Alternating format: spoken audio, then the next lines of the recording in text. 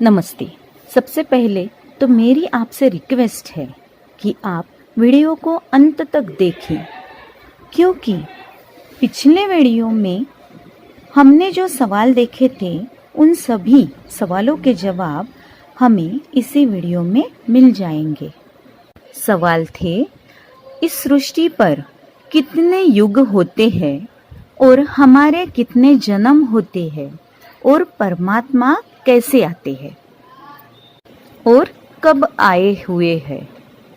हमने पिछले वीडियो में देखा था कि हम सभी अविनाशी बिंदु स्वरूप आत्मा है जो शरीर के भ्रुकुटी में निवास करती है, और हमारे पिता परमात्मा भी बिंदु स्वरूप है जिनका निवास स्थान परमधाम है, जो चांद सूरज के पार सूक्ष्म लोक के भी पार है, जहाँ लाल सुनहरा प्रकाश है।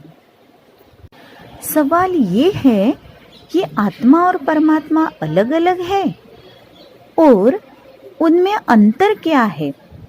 उसका जवाब है, मैं आत्मा जन्म मरण में आता हूँ, एक शरीर छोड़ दूसरा शरीर लेता हूँ, लेकिन परमात्मा एक ही है और वह जन्म मरण में नहीं आते हैं।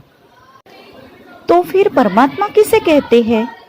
इसका जवाब है, पहला, जो सर्वधर्म मान्य हो, दूसरा, जो सर्वपरि हो, जो इस संसार के चक्र में नहीं आते हो, तीसरा, जो सर्वोच्च हो, उनके ऊपर कोई नहीं हो, चौथा, जो सर्वज्ञ हो, मतलब जिनको आदि मध्य और अंत का ज्ञान हो, जो गुणों में अनंत है।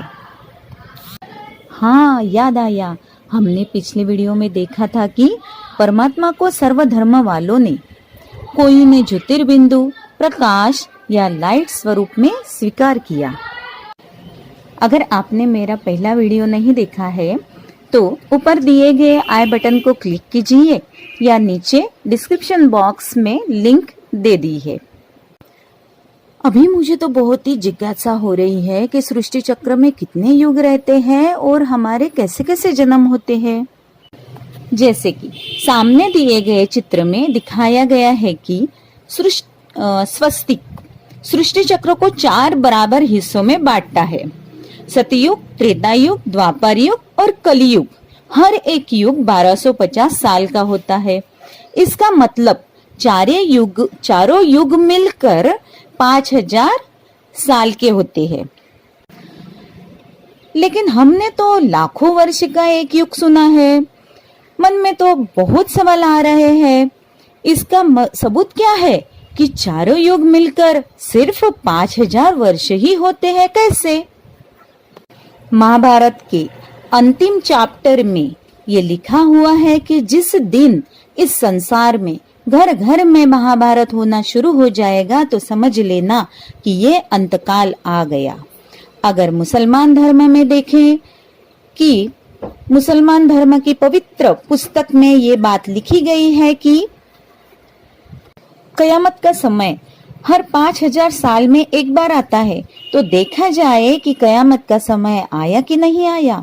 क्रिश्चियन धर्म शास्त्रों के अनुसार देखा जाए तो उसमें भी ये बात लिखी है कि क्राइस्ट के 3000 साल के पहले there was heaven on the अर्थ।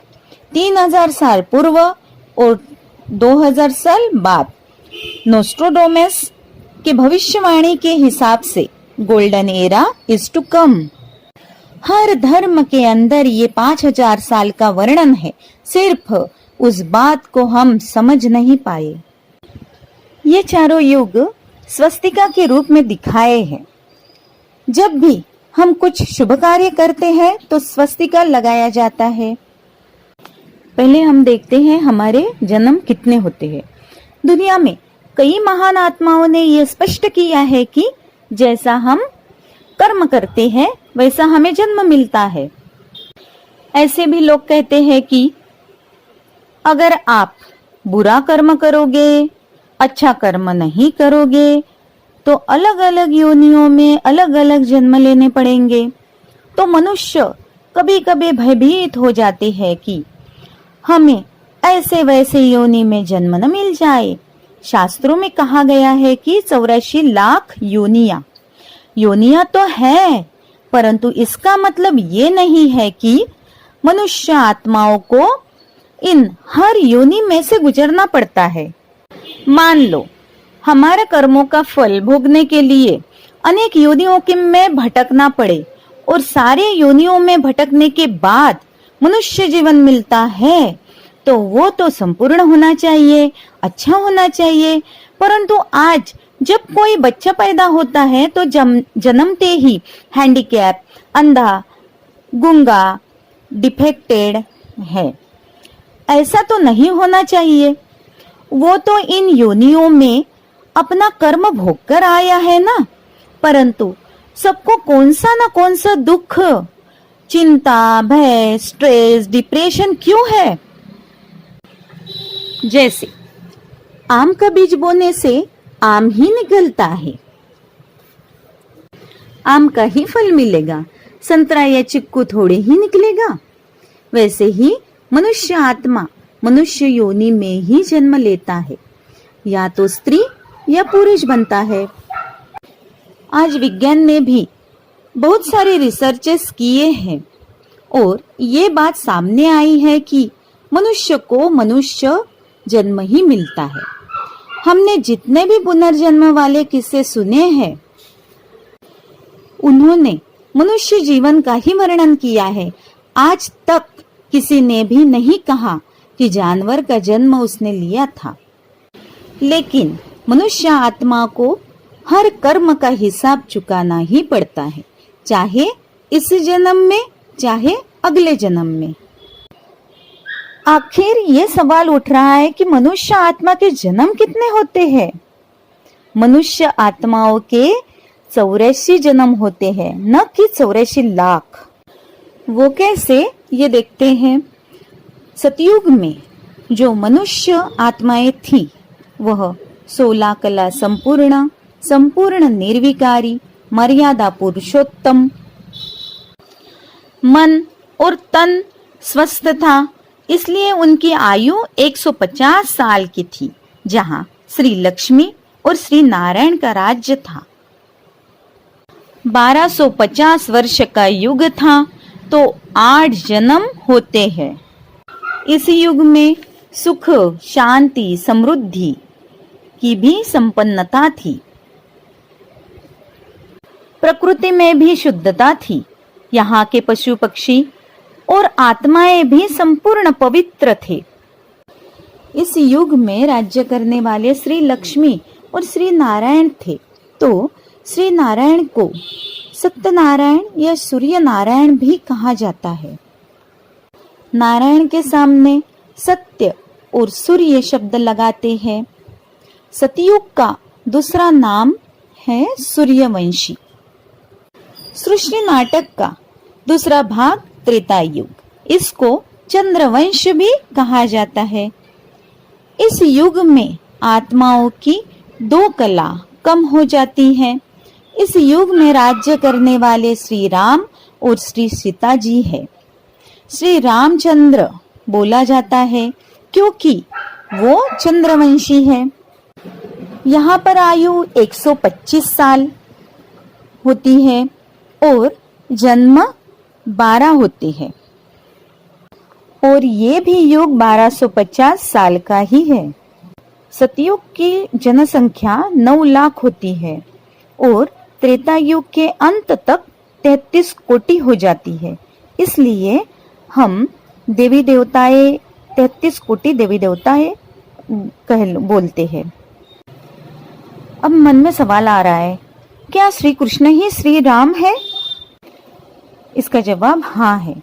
सतयुग में बचपन में श्री कृष्ण जब राज गद्दी पर बैठते हैं तो वह श्री नारायण कहलाते हैं। इसलिए आज हम कृष्ण जन्माष्टमी मनाते हैं, क्योंकि सतयुग में 8 जन्म रहते हैं। और वही आत्मा का जब त्रेता युग में श्री राम बनते होते हैं, इसका मतलब श्री कृष्ण का 9वां जन्म माना श्री राम जहां से त्रेता युग चालू होता है, इसका मतलब 9वां जन्म, इसलिए हम राम नवमी मनाते हैं। फिर आता है द्वापर युग, जहां से 2 पूर्व का आरंभ हुआ। सतयुग और त्रेता को कहा जाता है ब्रह्मा का दिन, और द्वापर और कलियुग को कहा जाता है ब्रह्मा की रात। जैसे ही रात आरंभ हुई, वैसे ही जो सत्यता थी, संपूर्णता थी, वह धीरे धीरे समाप्त हो गई। यहाँ से दुख, अशांति, मतभेद शुरू हुआ। इसलिए फिर भगवान से मांगना शुरू कर दिया, मंदिरें बांधना शुरू हुए। जो देवताएं होकर गए थे, उनकी पूजा शुरू हुई। मनुष्य आत्माओं की कलाएं भी कम हुई, वो 8 हो गई। आयु 100 साल हो गया या उससे भी कम होने लगा। इस युग में हमने 21 जन्म लिए। द्वापर युग में परमात्मा ने कुछ महान आत्माओं को इस संसार में भेजा। वो धर्मात्मा इस संसार में आई और धर्म स्थापन किए। जैसे इब्राहिम आए, उन्होंने मुसलमान धर्म की स्थापना की। क्राइस्ट आए, जिन्होंने क्रिश्चियन धर्म की स्थापना की। महात्मा बुद्ध ने बौद्ध धर्म की स्थापना की। पर किसी भी महापुरुष या धर्मात्मा ने ये नहीं कहा कि हम भगवान हैं। सब ने यही कहा कि हम तो पैगंबर हैं। इसके बाद कलियुग आया। कलियुग में मनुष्य आत्माओं की 1 या 2 कला रह गई। वृत्ति तामसिक होती गई, आयु भी कम हुई और जन्म 42 हो गए। कलियुग मतलब कलह कलेश का युग। पापाचार, दुराचार, अत्याचार, अनाचार इसकी अति हो जाती है। धर्मग्लानि की भी अति हो जाती है। इस युग को रावण राज्य भी कहा गया है। इस युग में मनुष्य कर्म भ्रष्ट, चरित्र भ्रष्ट बन गया है। हर व्यक्ति अपने बुराइयों का, कर्मेंद्रियों का गुलाम होने लगा, विकारों के वश हो गया, गलत सलत कार्य करने लगा, बिल्कुल ही चरित्र भ्रष्ट हो गया। अभी कलियुग का अंत है।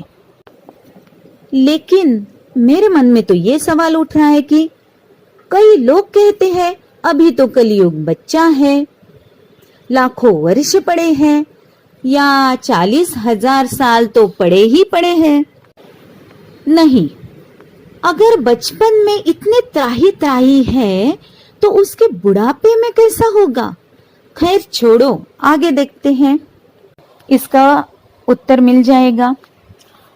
एक माँ बाप 4 बच्चों को पाल सकते हैं, परंतु 4 बच्चे मिलकर के एक माँ बाप को समा नहीं सकते, माँ बाप को भरपूर नहीं कर सकते। क्या ये कलियुग का अंत नहीं है? प्रकृति भी अपनी तमो प्रधानता की अति में है। कहीं भूकंप, कहीं सुनामी, कहीं चक्रवात, तो कहीं तूफान हो रहे हैं, कहीं ज्वालामुखी पड़ रहे हैं, कहीं जातिवाद, धर्म भेद, भाषा भेद की वजह से खून की नदियां बह रही है। अभी इतनी बड़ी बीमारी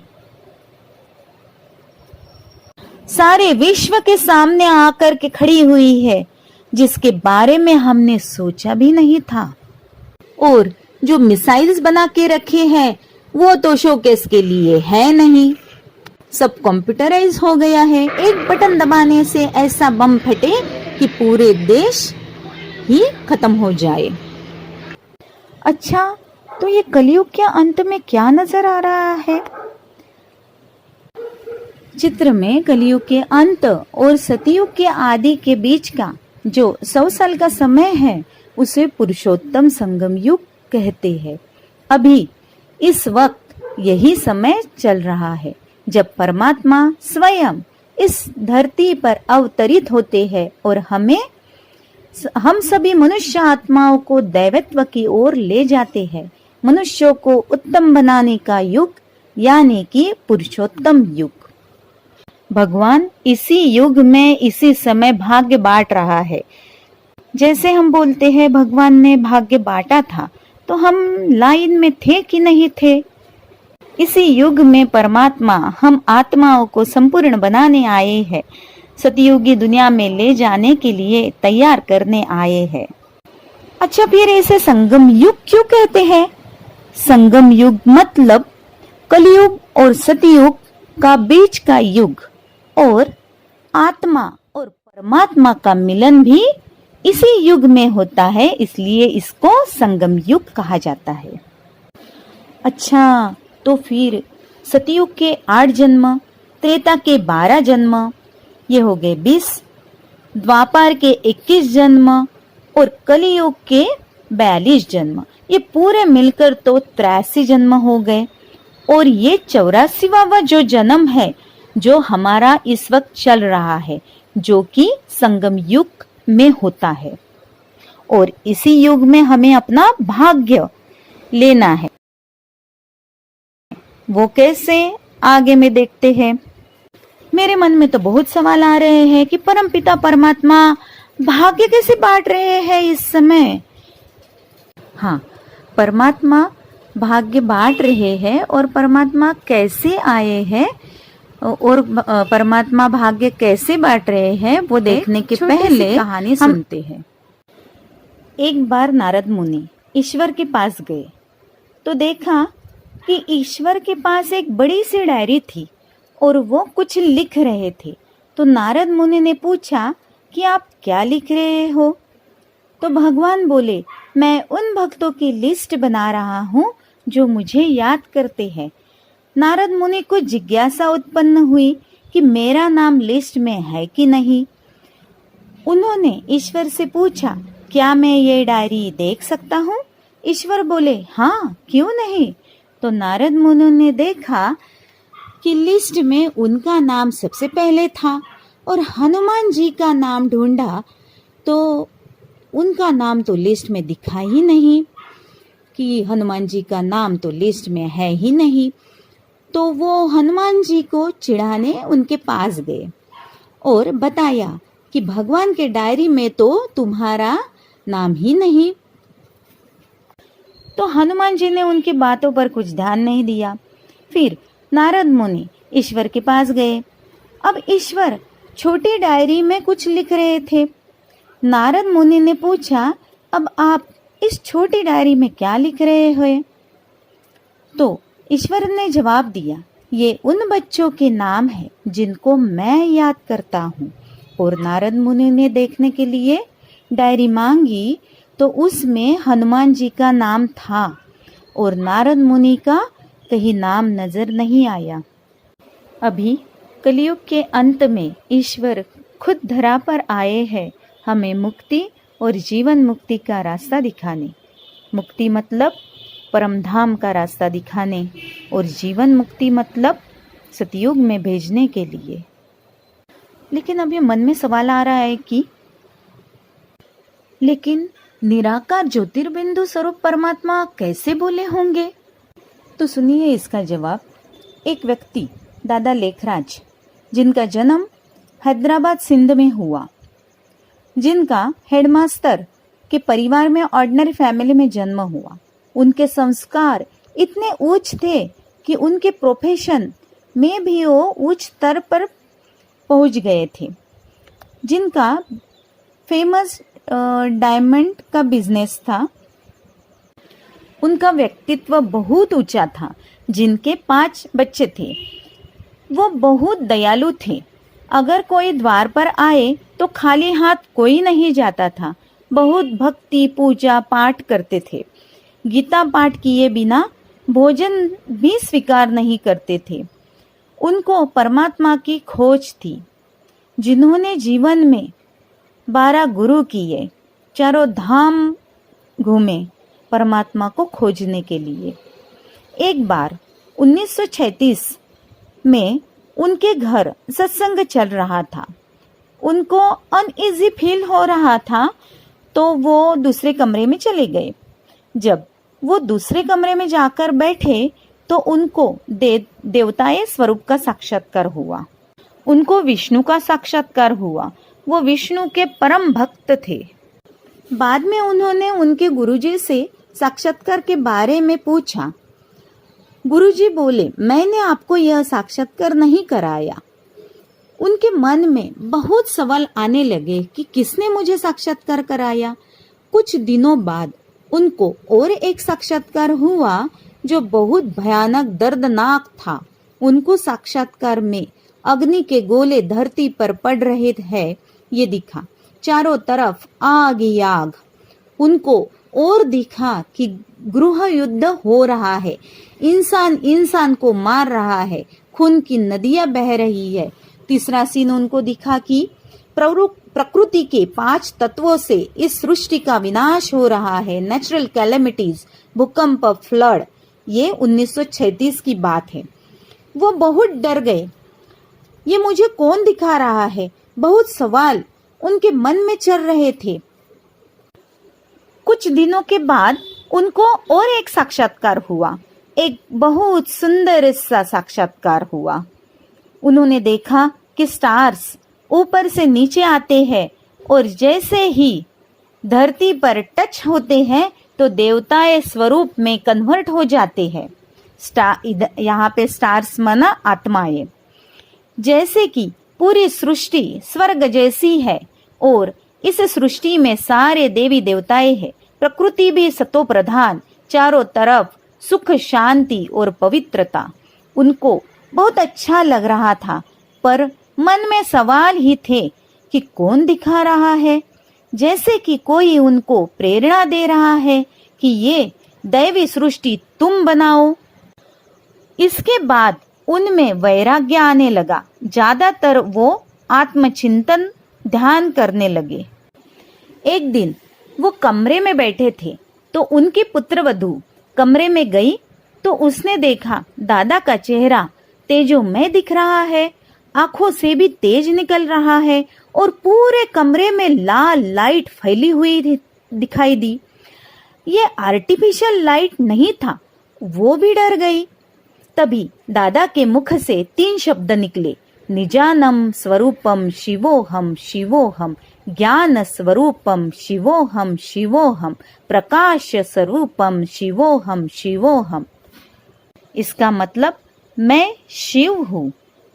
दादा जब नॉर्मल अवस्था में आए तो उनको ये फील हो रहा था कि उनमें बहुत बड़ी पावरफुल शक्ति है, मुझसे कुछ बुलवा रही है। फिर दादा लेखराज ध्यान अवस्था में बैठने लगे और फिर परमात्मा शिव ने उनके शरीर का आधार लिया और ज्ञान सुनाना शुरू किया। जैसे हम आत्माएं इस मुख के द्वारा बोलते हैं, वैसे परमात्मा जन्म मरण में नहीं आते। उनको ज्ञान सुनाने के लिए एक मुख का आधार तो चाहिए था ना। तो निराकार परमात्मा आते गए और दादा लेखराज के मुख से बोलने के लिए। तो वह निराकार परमात्मा जिनको शिव बाबा बोला गया। अच्छा, भगवान को बाबा क्यों बोला गया? बाबा इसलिए कि परमात्मा मुझे आत्मा का पिता है, मेरा उससे नजदीक का संबंध है। जैसे हमारे माता पिता को हमारी चिंता रहती है कि मेरे बच्चों का सब अच्छा होना चाहिए, वैसे ही मुझे आत्मा के पिता परमात्मा को भी कि मेरे बच्चे भी सुखी होने चाहिए, उनको मुझसे मुक्ति, जीवन मुक्ति का वर्षा मिलना चाहिए। उनके पास जो खजाना है वो बांटने के लिए आए हैं। फिर दादा लेखराज के घर सत्संग शुरू हुआ। लोगों को भी दादा लेखराज दिखाई नहीं देते थे। वो प्यार की महसूसता आती थी, मानो जो चाहिए वो मिल गया। शिव बाबा ने सबसे पहले आत्मा का ज्ञान दिया। आप सभी शरीर नहीं हो, आत्मा हो। शिव बाबा ने ये भी स्पष्ट किया कि आपको मीडियम माना दादा लेखराज को याद नहीं करना है, याद मुझ निराकार परमात्मा को ही करना है। फिर बाबा ने 1937 में ही इस समय जो हो रहा है वो बताया था और उन्होंने उनके आने का रोल बताया कि कैसे हम बच्चों द्वारा कलियुगी दुनिया को सतयुगी बनाते हैं। ऐसे करते करते 350 भाई बहनों का संगठन हुआ, जिसमें बहनें ज्यादा थी। उस समय नारी को सम्मान नहीं देते थे, पर परमात्मा ने नारी शक्ति को आगे बढ़ाया और उसका नाम पड़ा शिव मंडली। शिव बाबा रोज दादा के तन में आते थे और ज्ञान सुनाते थे। फिर कुछ दिनों बाद हैदराबाद से, जो आज पाकिस्तान में है, ये लोग कराची गए और 14 साल तक वो सभी बाहरी दुनिया से डिस्कनेक्ट रहे। जैसे 14 साल उन्होंने खुद आत्मा को समझने की तपस्या की। 1952 में 350 लोगों का संगठन कराची से परमात्मा की प्रेरणा से माउंट आबू शिफ्ट हुआ और संस्था का नाम पड़ा प्रजापिता ब्रह्म कुमारी ईश्वरीय विश्वविद्यालय। जैसे हम शास्त्र में सुनते हैं, भगवान ने प्रजापिता ब्रह्मा द्वारा नई सृष्टि की रचना की, वैसे ही शिव बाबा ने दादा लेखराज का नाम ब्रह्मा रखा और उनको बोला कि आपको नई सृष्टि की स्थापना करनी है। आज विश्व के 160 देशों में ब्रह्म कुमारी ईश्वरीय विश्वविद्यालय के सेंटर्स, सेवा केंद्र है। परमात्मा का डायरेक्शन था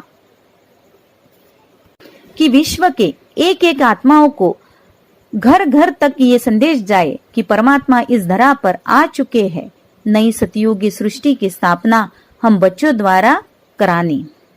शिव बाबा ने आकर प्रजापिता ब्रह्मा के तन द्वारा हम बच्चों को ये आध्यात्मिक ज्ञान दिया, राजयोग का ज्ञान दिया और नई सृष्टि की रचना का कार्य दिया। ये राजयोग का ज्ञान को कोई भी जाति और धर्म के व्यक्ति प्राप्त कर सकते हैं, क्योंकि जाति और धर्म हम लोगों ने ही बनाए हैं, न कि भगवान ने। परमात्मा ने जो ब्रह्मामुख द्वारा रोज डायरेक्शन दिया, ज्ञान सुनाया, उस महावाक्य को ब्रह्मा कुमारी के सेंटर्स पर रोज पढ़ा जाता है। उस परमात्मा के महावाक्य को मुरली कहते हैं। सुबह सुबह मुरली सुनने के बाद उसका चिंतन कर परमात्मा ने आज मुझे क्या डायरेक्शन दिया है, उसके हिसाब से चलते हैं। शिव बाबा ब्रह्मा बाबा के तन का आधार लेकर हम बच्चों को पढ़ाने आते थे। बाद में 1969 में ब्रह्मा बाबा ने शरीर छोड़ा और फरिश्ता स्थिति धारण की। पर शिव बाबा को हम बच्चों को पढ़ाने तो आना ही था। इसके बाद दोनों, शिव बाबा और ब्रह्मा बाबा, राजयोगिनी गुलजार दादी के तन में आने लगे। लेकिन इस साल 11 मार्च 2021 को गुलजार दादी ने शरीर छोड़ा और अव्यक्त हुए। अभी आगे क्या होगा ये तो शिव बाबा ही जाने। अभी भी नई दुनियावी सृष्टि की स्थापना का कार्य बाबा के डायरेक्शन से ही हो रहा है। हर गुरुवार रुक्मिणी दीदी बाबा को भोग लगाने के बाद मेडिटेशन करते करते बाबा के पास परमधाम पहुंचती है और बाबा से संदेश लाती है और सबको सुनाती है। ये बात आपको सुनते समय अजीब लगेगी, पर यह 100% सत्य है। इतनी मेडिटेशन में ताकत है, हम भी इसका लाभ अवश्य उठा सकते हैं। अब तो मुझे लग रहा है कि जिसे मैं बरसों से ढूंढ रही थी, आखिर वो मिल गया। जिसने मुझे बनाया, मेरा पिता, मुझे मिल गया। लेकिन क्या मुझे मुरली रोज पढ़ने की या मेडिटेशन करने की जरूरत है? हाँ, क्योंकि परमात्मा मुझे डायरेक्शन देते हैं, जीवन जीने की कला सिखाते हैं, कमी कमजोरी पर जीत प्राप्त किया जाता है, जीवन में खुशी आती है। इस यूनिवर्सिटी का टीचर स्वयं भगवान है जो पढ़ा रहे हैं। वो ऊपर से मुझे पढ़ाने के लिए आए हैं। और मेडिटेशन से हमारे अंदर पावर आती है, जैसे कि सुरक्षा कवच ओरा तैयार होता है। हमारे से जो जाने अनजाने से इस जन्म या पिछले जन्म में जो भी पाप हुए हैं वो नष्ट हो जाते हैं और आगे के 21 जन्म के लिए राजाई मिल जाती है। क्या मेडिटेशन से मेरे पाप नष्ट हो जाते हैं?